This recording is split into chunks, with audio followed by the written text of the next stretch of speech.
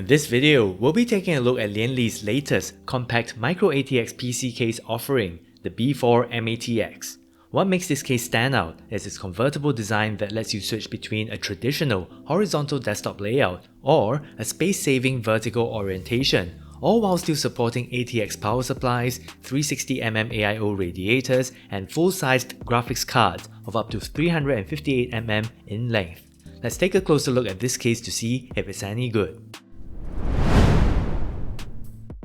In terms of packaging, the B4-mATX ships in a plain brown cardboard box, nothing out of the ordinary here. For this review, Lian Li sent over the white coloured variant of the B4-mATX with a mesh front panel. Accompanying the B4-mATX is an instruction manual as well as a single box of accessories. Within the box of accessories, we get a thank you note, a whole bunch of assorted screws, cable ties, rubber grommets for storage drive mounting purposes, as well as spare friction clips for the panels of the case. With that, here it is, the Lian Li B4-mATX. This case has a compact footprint of just 21.3 liters, where it's available in either black or white colorways, and you get to choose between two front panel styles, a perforated mesh panel for a more airflow focused look, or a real wood panel for a more refined aesthetic. You get a choice of two wood types too, either beech or walnut. As can be seen, the review unit that Lian Li sent over is the white variant with the mesh front panel. Front panel connectivity wise, we get two USB 3.0 Type A ports, a power button, a 3.5mm audio combo jack, as well as a USB 3.2 Type C port that supports 20 Gbps transfer speeds. All of the panels on the B4-mATX are toolless, where the top panel is secured via push pins and can be pried off easily. Once done, you can then slide off the front mesh panel like so, and do the same for the two side panels as well.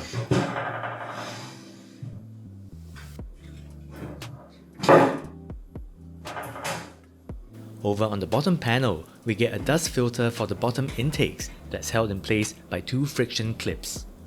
Cooling wise, the B4-mATX supports up to 9 fans in total across the top, sides, bottom, rear, and the front of the case.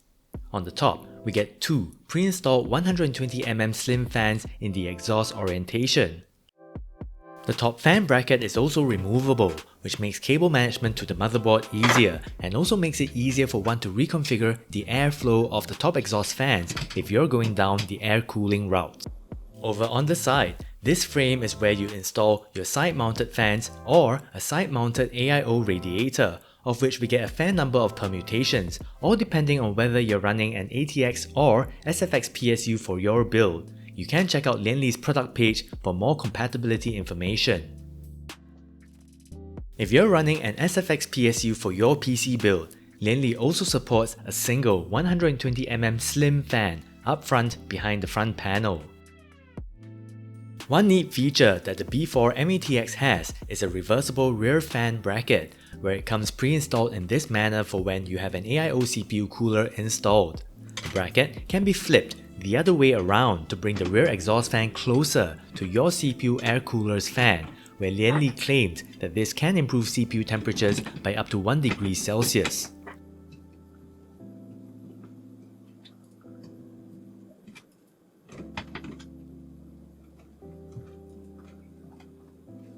Do note that this rear bracket only supports 120mm fans. Finally, over on the bottom panel, we get support for up to 3 120mm case fans or 2 140mm case fans. The number of case fans supported will depend on whether you've got a storage drive installed on the bottom panel, which I'll talk about later. Now, one of the headline features of the B4-mATX is its ability to easily switch between a horizontal and vertical case placement orientation. Switching between the two is fuss-free, where the case ships with integrated feet for the vertical orientation, so there's no need for any additional hardware to make the switch. The I/O panel, which sits on top of the case in horizontal mode, ends up at the front once you've rotated the case into vertical mode.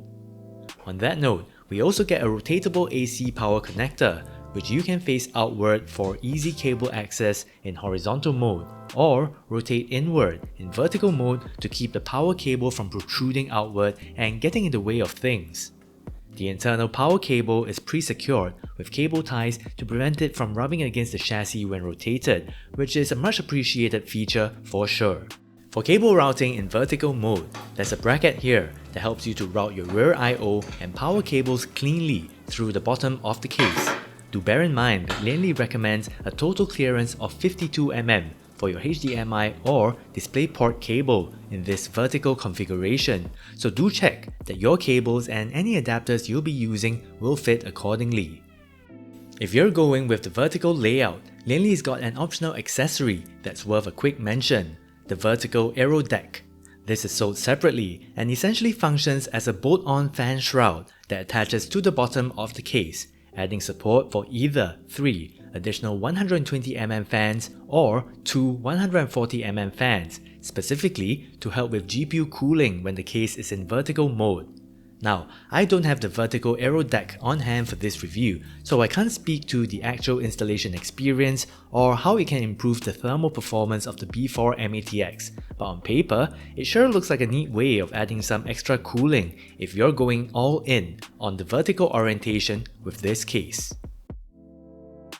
In terms of physical dimensions, the B4-mATX has the dimensions as stated on the screen.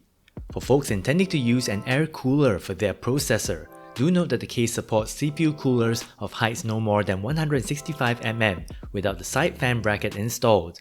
With the said bracket in place, we get up to 159mm of height clearance. For your graphics card, the case comes with support for graphics cards with lengths of up to 358mm. We've also got a GPU support bracket that comes pre-installed on the motherboard tray of the case. Moving on to the motherboard tray, the B4-mATX comes with support for microATX and mini-ATX motherboards, where back-connect motherboards are not supported. In terms of PSU support, we've got support for ATX PSUs with depths of no more than 140mm, and of course SFX PSUs. Do note that your choice of PSU form factor will impact the amount of space that you have for fans, graphics cards and all that, and on the screen is a table that shows the various permutations of hardware that you could have with the B4-mATX. I'd suggest checking Lian Li's product page first before committing to the purchase of your hardware components. Worth mentioning that you can choose from 2 mounting orientations for an ATX PSU, as shown from the screen grab that I've lifted from the case manual. Storage-wise, the B4-mATX supports a single 2.5-inch SSD mounted behind the front panel of the case, along with an additional mounting location on the bottom panel of the case for either a 2.5-inch SSD or a 3.5-inch hard disk drive.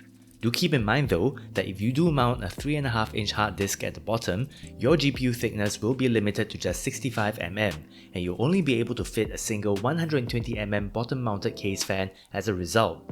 Going with a 2.5-inch SSD instead in that same location frees things up for 2 120mm bottom-mounted case fans instead. The front panel connectors of the case are pretty standard, and I appreciate the fact that Lian Li's used a 9-pin connector rather than standalone connectors for the front panel header, which can be more fiddly to hook up to their respective header pins on the motherboard. With that, let's do a demo build with the B4-mATX. Before installing the motherboard into the case, you first have to remove the pre-installed ATX PSU mounting bracket, as well as the pre-installed SFX PSU mounting bracket so that you get space for maneuvering a motherboard into place.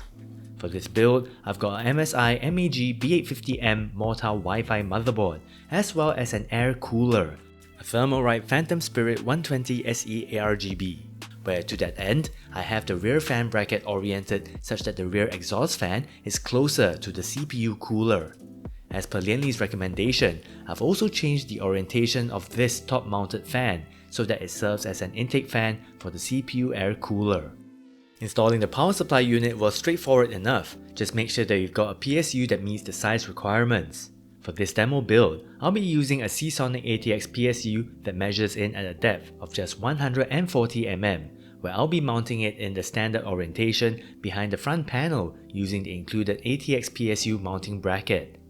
it's great to have the removable top panel, which definitely helps with routing the PSU's EPS12V power cables to the motherboard, where the amount of space to stash away the said EPS12V cables is pretty limited, and you may have to spend some time squeezing them in before mounting the top panel and making sure that the said EPS12V cables do not interfere with the fan blades of the top mounted case fans.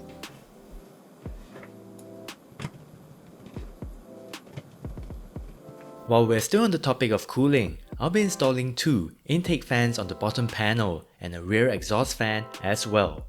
In case you're wondering, these are APNX FP1 120 case fans with a thickness of 30mm. For the bottom panel, you have to remove the bottom expansion slot bracket so as to make space for the leftmost bottom mounted case fan.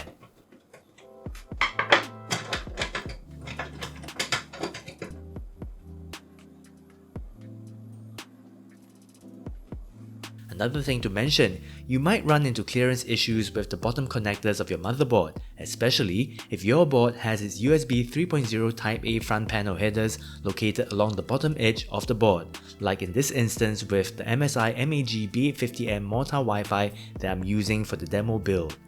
I did manage to get the fans into place with some effort, though this was at the expense of bending the USB 3.0 Type A front panel cable a fair bit. Also, I had to remove one of the expansion slot covers so as to create more clearance for the leftmost bottom mounted case fan. If anything, do try to get slim case fans for this PC case. The graphics card for this demo build are MSI GeForce RTX 5060 Ti Gaming Trio OC 16G, where it measures in at 300mm by 125mm by 44mm. Do note that if you're intending to install a very thick graphics card, say one that occupies more than 3.5 slots, you won't be able to install case fans on the bottom panel of the case as a result. Seeing as I didn't do much cable management, I did face some difficulty getting the graphics card into the case due to the overhanging excess cables from the PSU and the front panel I/O cables, but with some elbow grease, I was able to push these cables away to create enough space for the graphics card to be properly inserted into the PCIe X16 slot. With the demo build nearly completed, it's a good time to talk about cable management. I think on the whole, for a compact microATX case, cable management with the B4-mATX was pretty okay, where inevitably you'd have to deal with tight tolerances in order to make sure things can get to where they need to go. Proper pre-built planning is absolutely essential. As can be seen, the demo build looks pretty tidy from the inside, despite the fact that I did not put too much effort into cable management.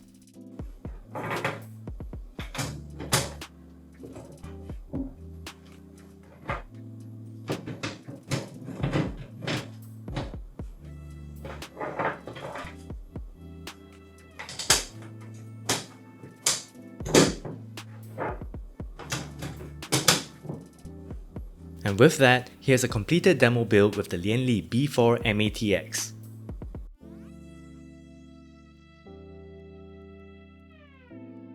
In terms of thermal performance, I did a quick performance benchmark with the B4-mATX's demo build in the horizontal orientation, where you can see the specs of the said build on the screen. With F123's in-game benchmark, where I ran a 5-lap test for around 9 minutes in total, the Ryzen 9 9900X processor in the demo build achieved an average CPU temperature of 65 degrees Celsius, while the RTX 5060 Ti Gaming Trio OC 16G achieved an average GPU temperature of 69.5 degrees Celsius and an average GPU memory junction temperature of 67.4 degrees Celsius. These results were achieved in a non-air conditioned room with an ambient temperature of around 31.4 degrees Celsius. A pretty decent set of results, I must say. The idle temperatures are as per what you see on the screen as well. And for the thermal tests, I left fan curves on their stock settings without any tweaks. Naturally, your thermal performance with this case will vary, especially if you're going to be using different hardware from the demo build in this video. To sum up, the Lian Li B4-mATX is, in my opinion, a pretty well-built compact microATX PC case that has lots of good stuff going for it. I like how it has support for lots of cooling options, the fact that it can be used in either the horizontal or vertical orientations pretty easily, and can support decently sized graphics cards, CPU air coolers, and even ATX PSUs, with reasonable size limitations of course, all in a pretty compact package. Thermal performance is pretty decent too, at least with my demo build setup. Shortcomings wise, this being a compact microATX PC case after all, things can get really cramped inside the case, especially as you're doing up your PC build, where cable management can be tricky and tolerances for cables and such are really tight. If you're intending to get this case, please do proper research on the components that you'll be getting, such as your motherboard and where its respective headers are located, as the tight confines of the case can make the installation of hardware tricky or even impossible if you're unlucky. In terms of pricing, the mesh variant of this case in black or white can be bought for around 115 Singapore dollars, while the wood front panel variants can be had for around 125 Singapore dollars. For you international viewers, the mesh white variant retails for $74.99 US, the mesh black variant a bit less, at $69.99 US, while the wood panel variants command a premium at $84.99 US for the black variant and $89.99 for the white variant. The optional vertical Aerodeck accessory will set you back an additional $29.99 US. In Singapore, the Aerodeck can be had for around 46 Singapore dollars. With that, thank you so much for watching, hit the like button and get subscribed if you've enjoyed this video review, and I'll catch you guys around the next time.